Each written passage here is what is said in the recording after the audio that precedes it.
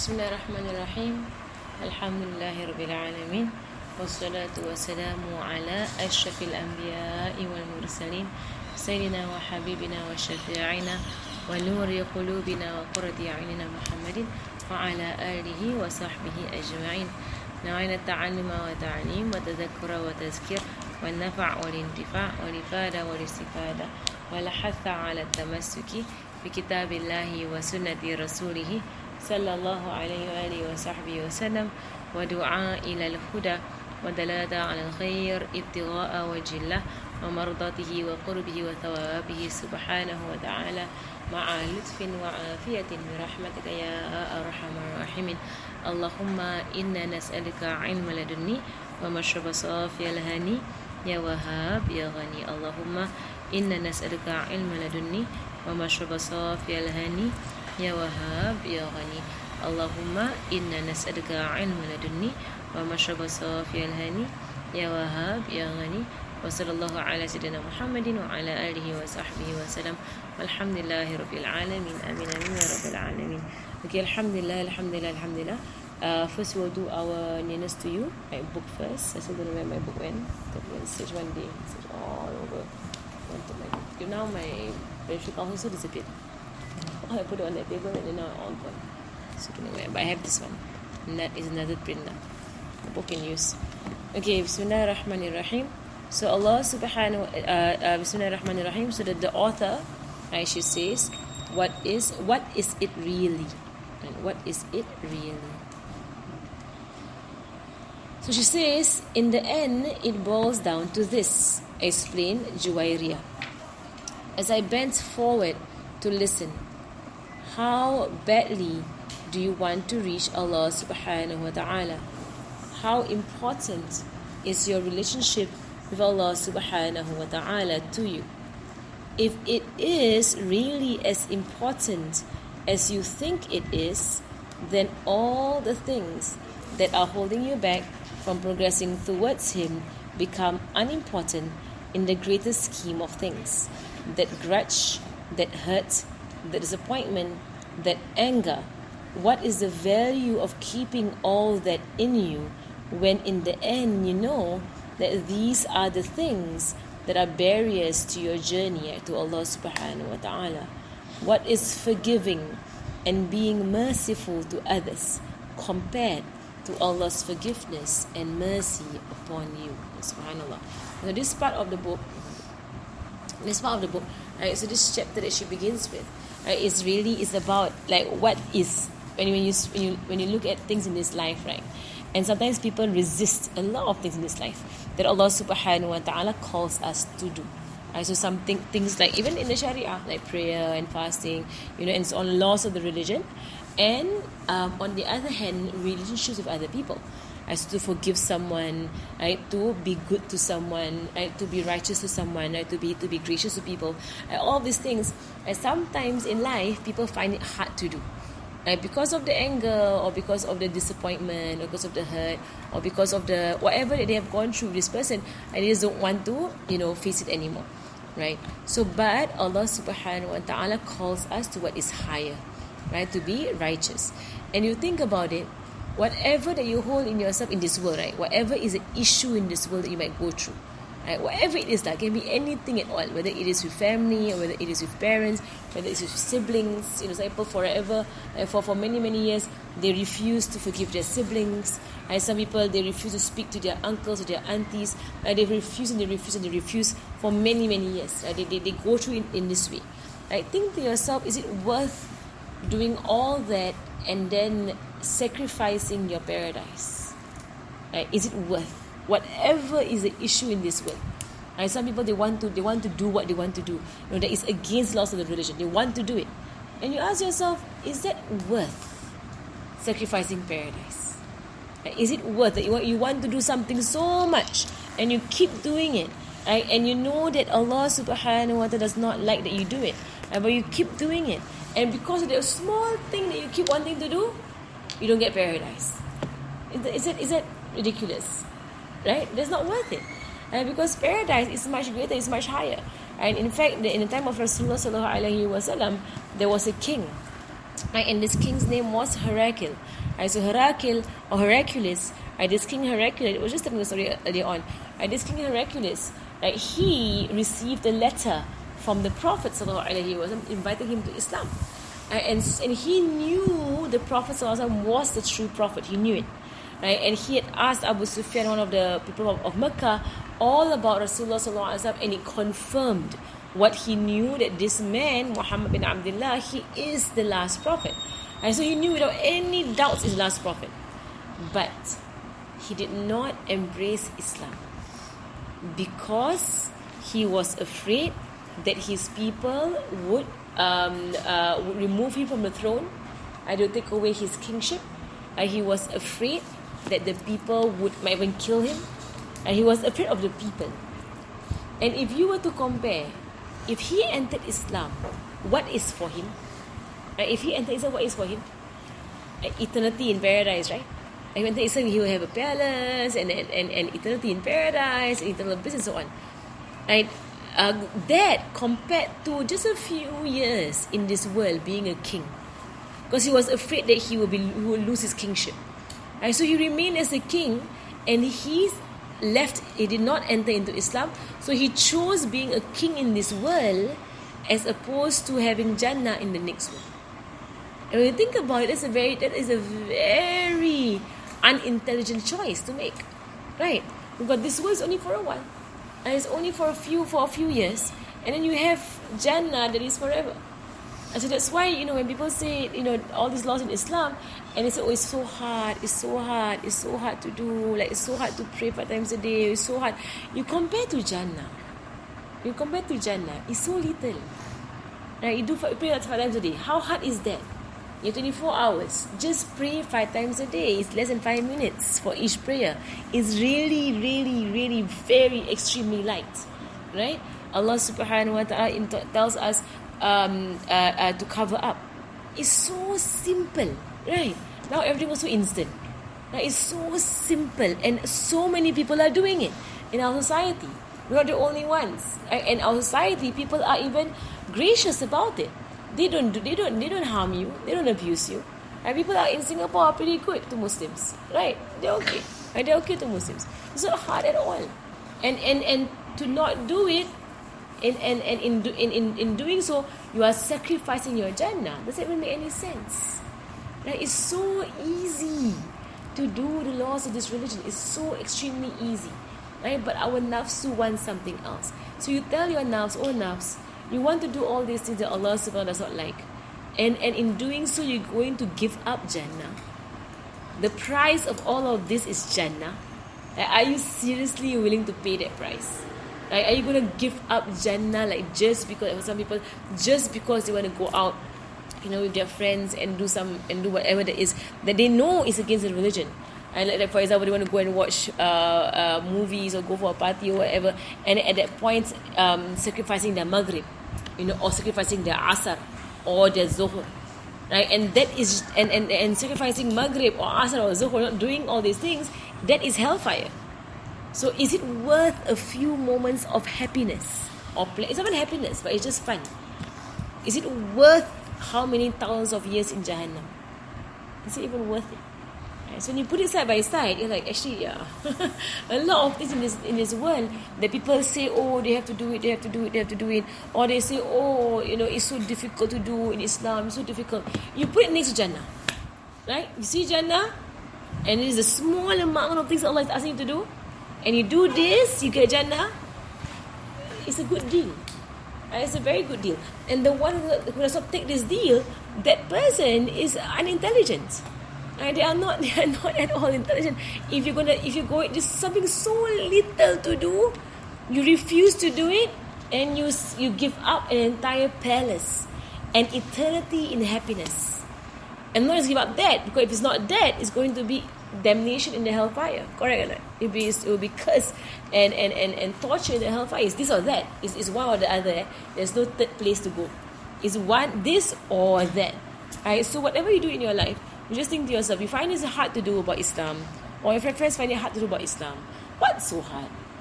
You're going to get Jannah. Right? Subhanallah. And how many of us that we work so hard for the exams, we study and study and study for the exams just to get some grade on our paper. You put in so much effort to get some grade on your paper. You know the amount of effort you put in. Right? Can you imagine if you put in just some of that effort into your salat? Or you put some of that effort into your Quran reading. Or some of that effort into helping out in the house, right? Helping your mother out. You just imagine that. That the reward is forever in Jannah, whereas our results in this world is there lah. Then you go on with life, right? You get on with life. Your results, like for me, whatever results I got for my primary school, for my secondary school, like right now, it's just there. I kind of irrelevant right now, right? Because I go on with life. Correct. Not that it's not important, right? But in the sense, as you go along in life, you just leave it behind, right? And then, but if let's say you work so, I know people, they study so hard, and because they're studying so hard, they don't pray, and they miss their prayers. They go to the library to study, and because they go to the library, they miss their prayers. Is it worth it? Is it worth getting an A if you don't bring your zuhur? It's absolutely not worth it, because your A is going to stay there for a few years. Even if you use it, it's going to be for the rest of your life, maybe until you die. But your zuhur will come back and find you on the day of judgment. All the zuhur, the asr that you don't pray, it will come back and it will haunt you lah, right? In your grave, right? On the day of judgment, all of these things come back. And so inshallah, that we make good decisions in our life. As if you want to go somewhere and you know that place has haram in there, or you know that the dressing that you have to take on is not good dressing, you know it's not worth your Jannah. It is not worth the Jannah. You want Jannah. So that's why, in this section, Sister Faila Wahid, right, somebody was telling her, it's really how much do you want Jannah? How much do you want Allah subhanahu wa ta'ala? So if you go to something that is more inward, like forgiving someone, and what's the point of not forgiving people? What's the point? And Imam Ghazali calls people who don't forgive other people, he will say people who are not clever lah. They lack intellect. Because when you don't forgive someone, when you hold a grudge or an unhappiness towards someone, then all you're doing is torturing yourself. Correct? That's all you're doing. Because whenever you see them, you feel upset. Whenever you sit with them, you feel upset. Right? So the only one who is being tortured is you. Right? So there's no point being upset with people, and there's no point sulking with people. There's no point trying to be cold towards people. And what's the point? And in Islam, you are looking for what is righteous for you to do. Inshallah. Okay, alhamdulillah, we're going to open our beneficial counsels. Next book. Okay, we're going to continue with our books here, with what we have been going through. Okay, my book is a bit different from yours, maybe, right? But I think it's similar somewhat lah. Okay, right. So we are at the part whereby we still haven't finished the part about seeking knowledge, right? And the last part on seeking knowledge, right? So he says here, I counsel you to have a present heart. It's similar in what is in your book. Similar but not exactly the same. And submissive limbs in all of your acts of worship. So that means be focused in your heart, and have your limbs submit. That means do what Allah subhanahu wa ta'ala has told you to do. And that is why, subhanAllah, sometimes when you hear people always arguing about laws of religion, or they go against the laws of our religion, you wonder why. Like why? It's only a few years in this world. You obey Allah subhanahu wa ta'ala and then you die. Right? Why must go against laws of religion? Especially if why they're doing it is because of other people, and they're afraid what other people think of them, or they're afraid what other people judge them, or they're afraid what other people see of them. What's the point? Right? There's no point, right? People see, right? People judge, whatever lah. Correct? And in fact, most of the time, I read one quote, most of the time, what we fear of what other people think of us actually does not affect us at all. Most of these people who think about us in that way, they are not part of our lives. They are not. And there is people in school, or people that you meet here and there, your friends, or your schoolmates, or your classmates, right? They might think things about you, but then they are not part of your life. Sometimes we're so shy to do something, and we're afraid people think about us. But technically, who are these people that you should care about them? Correct or not? Why should you care? And when if you think that you look at what she's wearing, or what she's doing, what she's engaged in, if you don't care, you don't care.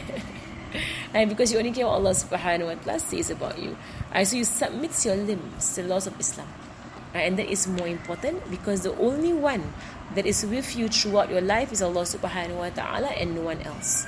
Not even your parents are with you throughout your life, because they die. And your parents die. And the only one with you throughout your life is Allah subhanahu wa ta'ala. And the only one you're trying to impress in your life is Allah subhanahu wa ta'ala. And in our zaman, when people lose focus of this, that is why we are here, right? We're here to please Allah subhanahu wa ta'ala. When they lose focus of this, and they get distracted by what everybody else is doing, and you just remember, a lot of the people around us, they are not focused on their creator. They are not. Right? So even if they have religion, a lot of them, their religion serves them. Right? But our religion is different. Our religion, we serve our creator. So it's not like what my God can do for me. Right? It's what I can do to obey my God. Of course, Allah does a lot for us, mashallah. Allah gives us, and Allah does a lot for us, mashallah. But we are not here to command Allah subhanahu wa ta'ala, to make use of Allah subhanahu wa ta'ala. We're not there. A lot of religions, when they go, and when I was learning other religions last time, a lot of religions is a lot on what their God can do for them. So if I were to just quote the people in Mecca last time, they have all of their idols because they use the idols. Say, this idol gives us rain. So whenever you want rain, you go to the idol. This idol gives us crops. If you want crops, you go to this idol. This idol makes us win the war. If you want to win a war, we go to that idol. So they have different idols for different things, which tells you, and these idols have no commandments on them. The idols have no rules on them. Which tells you this religion is a very self-centered religion. Right? That they only have their idols, and their worship of their idols is to demand things from the idols. They want things from the idols. That's why they worship the idols. Like for us, yes, we ask Allah subhanahu wa ta'ala, right? But if Allah doesn't want to give it to us, we can't be upset with Allah subhanahu wa ta'ala, right? And we know in our religion, first and foremost is obedience to Allah subhanahu wa ta'ala. Then you ask Allah subhanahu wa ta'ala. Right? So first of all, even if you don't ask anything, you still must obey. Right? Allah subhanahu wa ta'ala's command is very different, like this kind of different religions. Right? So when we look around us, we're seeing people who don't actually have like a comprehensive system of law that is placed on them. As Muslims, we do. We have a full-blown, system of law on us in every single part of our life. Correct, right? From what we eat, Islam controls, right? How we dress, Islam controls. What we say, Islam controls, right? It's all controlled by our religion. And what we listen to, Islam controls. What we look at, Islam controls. Right? Every single part of our life, right? There is a boundary set by Islam. Every single part. So are we the same as other human beings around us who don't have this kind of boundaries? We're not the same. And we can't be the same. Right? So, Allahumma salli ala Muhammad. Push it there. Just keep away from Halimah. Halimah tak suka kucing. Push it there. Tak apalah. She won't go there. She go that way. Okay. I shave her. So she looks weird. I had to shave her fur. Yeah. Right, so everything, subhanAllah, everything, if you think, so we live a life that boundaries are placed on us by our religion, all around us. And we understand, it's very important, understand that the boundaries that Islam places is simply protection. That's all it is. It's protection. It's protection for us, and it's protection for people around us. Bring her that side. Bring her that side. Carry her.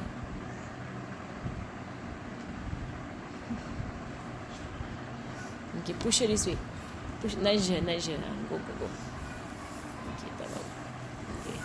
She's here for a good rub. Who's going to give her a good rub? Okay, ni. Apa, all the time she will come out. Because she wants a good rub. Someone to sayang her very well. Okay, mashallah. Right, so she keeps going back there. Okay. Right, so Allahumma salli ala Muhammad. Now, right, so when you speak about the laws of Islam, we speak about protection. Right, so boundaries are what? They are protection. Right, so if let's say someone put a wall around the house, right, it is to make a boundary around the house, but it is to protect the house. Right, so of course we know when there are laws placed on us, whether it's by our religion or by our country or by our parents, right? All laws, when they are placed on us, it is for our own protection or the protection of those people who are around us. So we never see the laws of Islam as restrictive, but we see the laws of Islam as protective. It's protecting you. And when you embrace that the laws of Islam is protective and not restrictive, right? It's not restricting you, but it is protecting you. Then you love that Allah subhanahu wa ta'ala has put all these laws on you. Like for example, if you've ever seen anyone drunkard, or ever seen a drunkard person, never seen a drunkard person, never seen, if you go outside at night, what? Drunkard people, right? They all drink alcohol all night at the coffee shop, right? Drunkard people, they do the most ridiculous things, right? And they harm themselves, they harm others. And of course, the inward harm on their organs is terrible. So of course, there is a very clear example.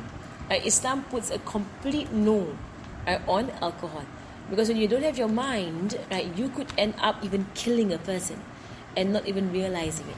Right? You could end up killing people, killing yourself, harming yourself, and doing all kinds of things.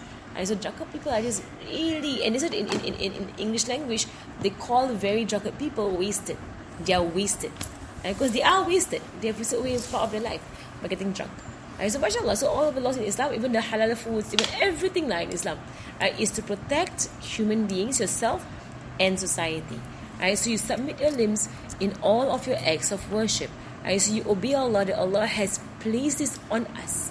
And as compared to all other religions, I would say our religion is it is the heaviest compared to all other religions, because our religion calls us to pray 5 times a day. Is there any other religion that calls us? Come, Kitty, come. Push here. Astaghfirullahaladzim. Okay, come.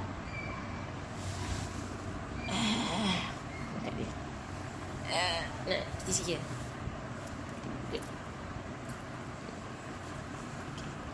Right, so Allahumma salli ala sayyidina Muhammad. Can you know why she looks weird? I asked him to give her a bear cut, and she looks like a bear. Usually I say a lion cut. She says it's a mean, but this time I tried a bear cut. I'm never doing it ever again. So tak cantik. Circle a bear. So sorry Kitty, but you look weird. I'm just gonna go down there. Okay, alhamdulillah. Shall I go over to you?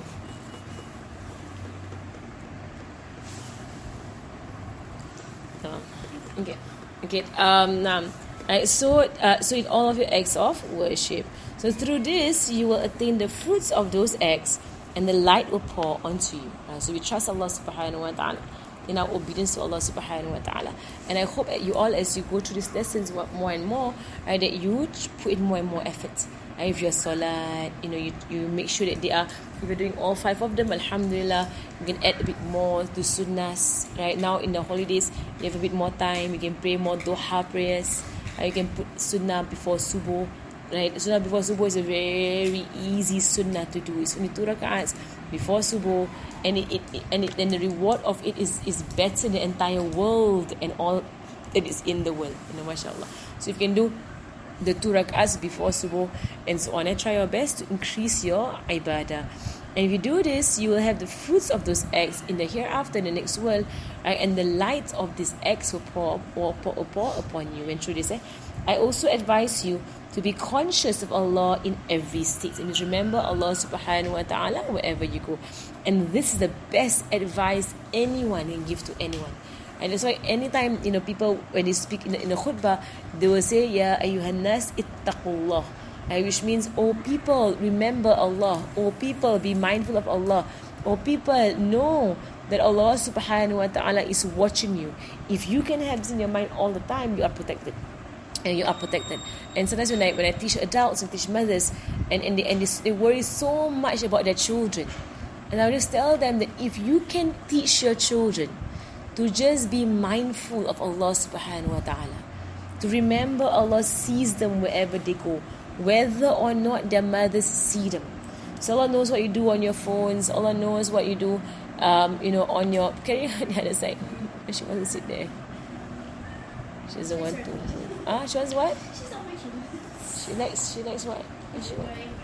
Okay, tamam. Let her be. Let her stay there.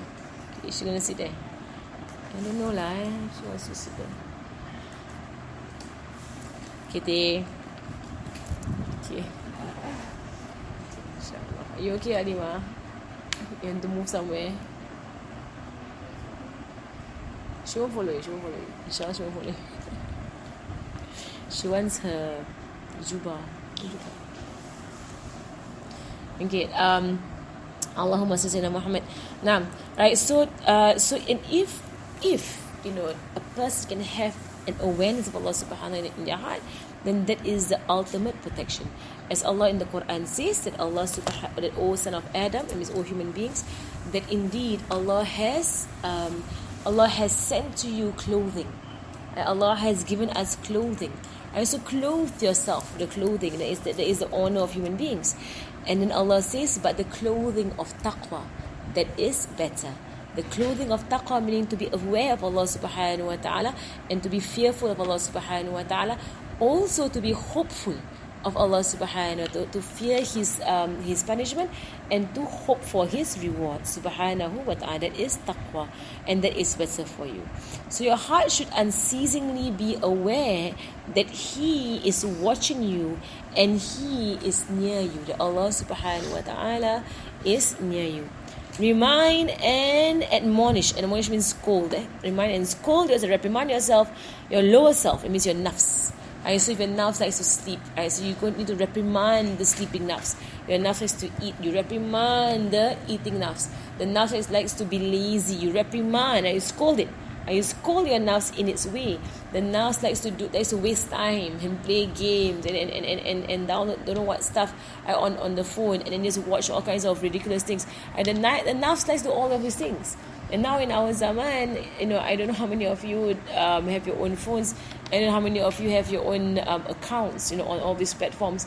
Right? There are a lot of waste of time, and I'm sure nobody can deny that all of these things online, this TikTok lah, and this Instagram lah, a lot of it is a waste of time, right? You sit there and do all kinds of nonsense, right? All of these things, and then watch, don't know what nonsense. It's a waste of time. And what time will it take away from you? It will take away precious time that on the day of judgment you will regret. You will regret that you wasted time scrolling, and then you could have done something better with your life, with your time, and you wish if you did one more zikr, that on the day of judgment, there will be two brothers. This is what Rasulullah has informed us. There are two brothers on the day of judgment. And that on the day of judgment, one of them was like an entire 7 heavens, above the other one. And in the world, they did everything exactly the same. They were exactly the same in everything. Only that one brother, did one more subhanallah than the other brother. There's one more dhikr than the other brother. That in the day of judgment, the one who did subhanallah one more time, I was so much higher than the one who did it less. And so if you think about it, like all of this time that we waste, watching all kinds of things, really like how many levels of Jannah you could have been higher at if you had not watched all these things. And you spend your time doing zikr, or you spend the time hearing the Quran, or you spend the time, I know people say that, it's only ibadah. We must rest our body and do something else. But why? Right? Isn't zikir all resting? Right? Lie down and rest lah. And why must your eyes be engaged, right, in watching something? In fact, there is stress. There is stress on the eyes.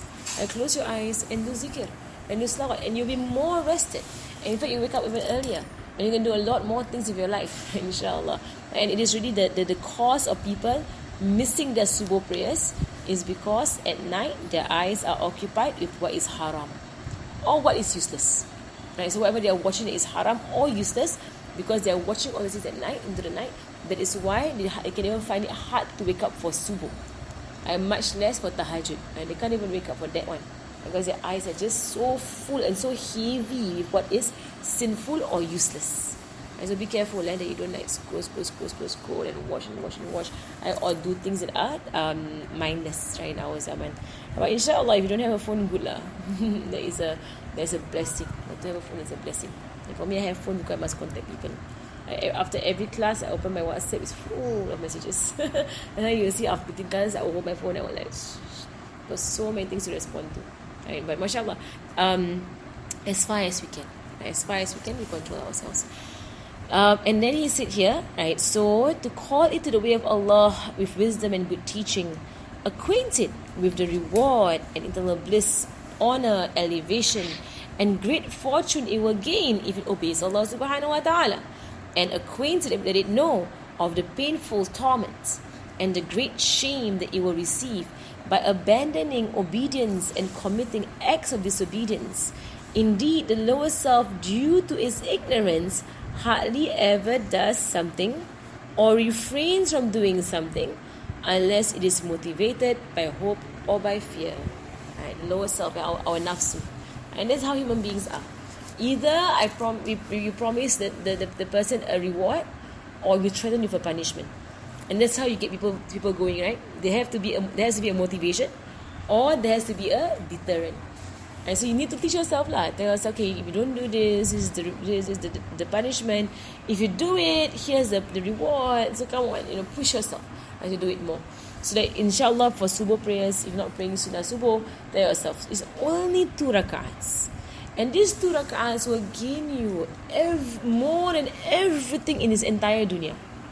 And more than everything in this world, these 2 rak'ahs before subuh is better than everything in this entire world.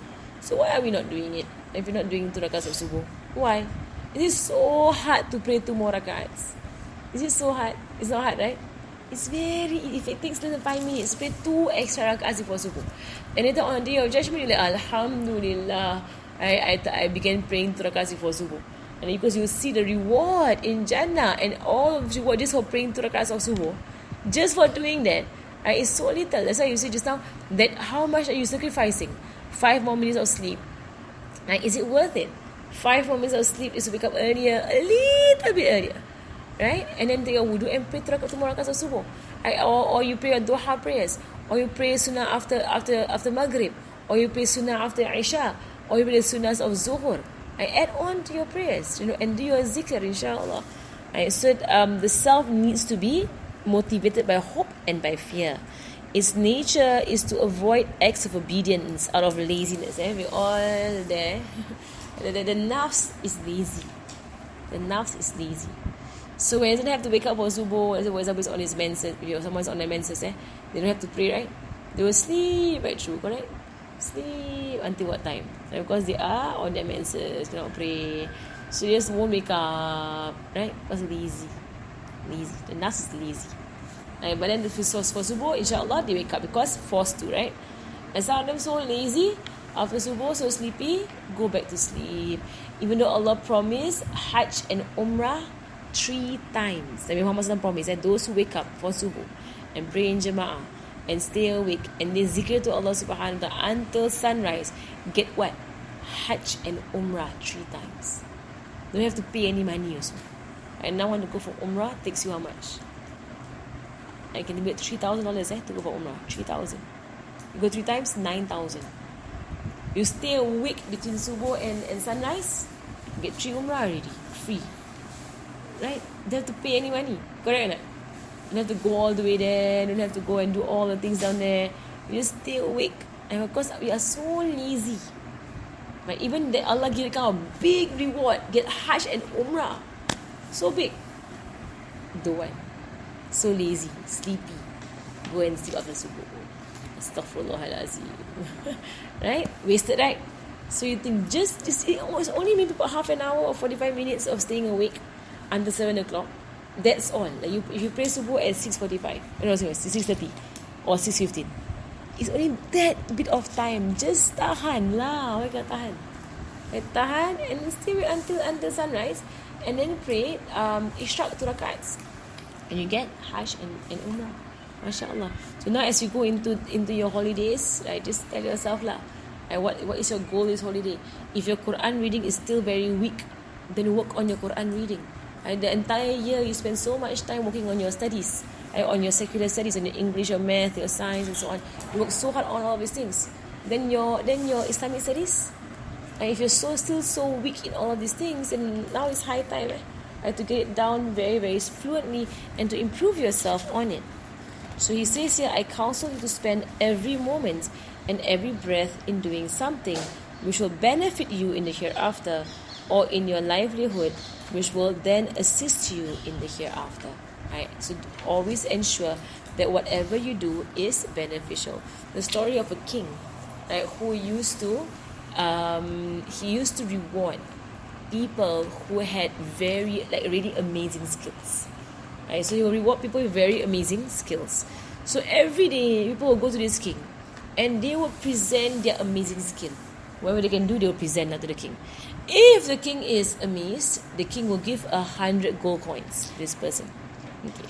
So one day this guy came, right, and this guy had a needle, small needle, right, and he put his needle far away from him, and he had a thread. So from a distance, this guy said, look at this king, look at this. From a distance, he threw the thread, and he could thread the needle. He went through. Right? Amazing skill, right? You took from afar, you could throw a thread through a needle. It's amazing. So the king ordered, okay, amazing skill. Right, that's amazing. He gave this guy 100 gold coins and 100 whips of the whip. And lash him 100 times. Then the guy was like, hey, king, I understand the golden coins because my skill is an amazing skill. But why are you whipping me for what? Why are you hitting me 100 times? And the king said, well, it is an amazing skill, but it's useless. So I'm whipping you for wasting so much time perfecting an absolutely useless skill. It is amazing, but it's completely useless. What do you use that skill for? Just thread lah. Kan? I must throw from afar.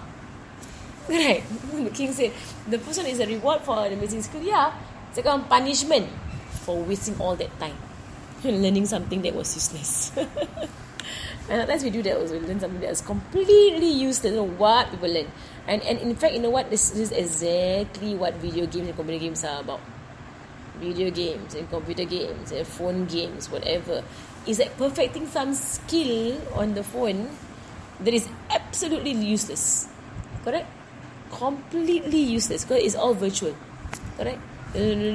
Oh, first level, second level, fourth level, sixth level, and what you get? Do they give you money? Do they give you that? I don't know. Is there like a way to? What do you get? You waste a lot of time, right? Doing all this. Hawla wala quwwata illa billah. Okay, alhamdulillah. Okay, we will pause there for today. The science of a sound heart. So next week we are here. Science of a sound heart. Okay, we'll continue the life of Rasulullah sallallahu alaihi wasallam. A long time since we have done the life of Rasulullah sallallahu alaihi wasallam, right? And actually, I should follow a particular book, but I'm not following a particular book. The last time I was showing all the video, right? The movie online. Do you remember where I stopped? And I showed you all the movie online. Anywhere I stopped on the movie? No, at all. Is it? Do you remember? At all? I think it was still at the very, very beginning, right? Not very beginning. I think Sayyidina Halim Sa'diyah part already done, right? Sayyidina Halim Sa'diyah is already done. And then Sayyidina Khadijah, he married Sayyidina Khadijah. Not yet. Haven't come into the part where he married Sayyidah Khadijah. Okay. That means I think this cat. She's amazed by your jubah. She likes your jubah. It's a very soft cloth. Okay, Tom. So I think we are at the part of his youth. The youth of Rasulullah. We shouldn't really hear so much about. Because not much recorded about his youth. But there are some stories about his youth. Youth, what I mean is in his teenage years, in his 20s. Right? Because the prophethood began when he was 40 years old onwards. We hear stories of his childhood earlier because of Sayyidah Halimah Sa'diyah. So his mother, his birth, him growing up, and there are many stories about his childhood. And all of it are miracles that happened before prophethood.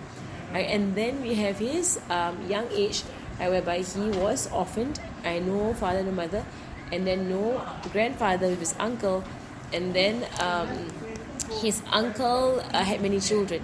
As it is a story of his children always having Rasulullah next to them when they are eating, and Rasulullah will never eat, but he will have Rasulullah next to them. And when Abu Talib saw this, Abu Talib said, "You all eating and not giving your cousin any food." And he got upset because Abu Talib, the one who's most beloved to Abu Talib is Nabi Muhammad sallallahu alaihi wasallam. Even more than his own children. Abu Talib loved Rasulullah more than even his own children. Because of it was the trust and the responsibility to bring up his brother's son. So Abdullah, Nabi Muhammad sallallahu alaihi wasallam's father, and Abu Talib, they are full brothers. They had the same mother and same father. Because last time people have a lot of wives. So because a lot of wives, there could be people who are brothers, but they're not full brothers. They have the same father, but different mother. Like Abu Lahab, Nabi Muhammad sallallahu alaihi wasallam's uncle Abu Lahab, he had the same father with Abdullah, but different mother. So they say a half uncle, understand? Half uncle, right? So Abu Talib was the only one who was a full brother of Abdullah. That's why he was given custody of Rasulullah sallallahu alaihi wasallam, because full brother. All the other uncles were all half uncles. Understand? You understand? Because different mother, all same father but different mother. Okay. So Nabi Muhammad sallallahu alaihi wasallam was in the protection of his uncle Abu Talib, and his uncle, because the uncle promised. In the movie, you can see the picture of the uncle. There's this young man, and he speaks to his father, and the father tells him the secrets of this young boy, and so he understood. And the father told him that there are many signs that he is the last prophet. So the father actually gave the advice to his son Abu Talib: you protect this boy with your life. You protect this boy with your life. Don't let anything bad ever happen to him. And that's why when he went on to Sham, to Syria, he brought Imam Hassan with him because he was afraid. But when the priest told him that don't go any further, because if you go any further, the Jews see what I see, they're going to kill him. So straight away Abu Talib went back to Mecca because he was afraid. And many stories of Abu Talib meeting people who tried to kill Nabi Muhammad. The Jews kept trying to kill him, but they can't kill him. But since he was a baby, they tried to kill him. They tried to get him. Sayyidah Halimah had a story when she was walking with Nabi Muhammad and he was a small boy, and there were some Jews that came behind them very quickly, and they tried to grab Nabi Muhammad's hand and kidnap him. But she held on to him. It was good. She held on to him. And she held on to him very, very tight. And thereafter, she was very scared. And she brought him back to his mother, and she didn't want to have any responsibility over this child because people were aiming to kill him. But they saw that he was the last prophet. And so Abu Talib, when Nabi Muhammad lived in the house of Abu Talib, every time the children had food, they would bring Nabi Muhammad to sit next to them. And when the father scolded them, saying that, why are you doing this? You made him sit next to you, and you don't give him any food. And then they said that, our father, when he sits with us, the food does not finish until we are all full. We keep eating and eating and eating, and the food will not finish. But when he's not here, the food is so little, and we're all hungry. So when he's there, they get full, because the barakah, the blessing in the food. And so Rasulullah, he grew up in the house of Abu Talib. Later on, when he's an adult, he will repay his uncle. in what his uncle did for him, in that he will adopt one of the young children of his uncle and look after one of the young sons of his uncle, and that was Sayyidina Ali bin Abi Talib.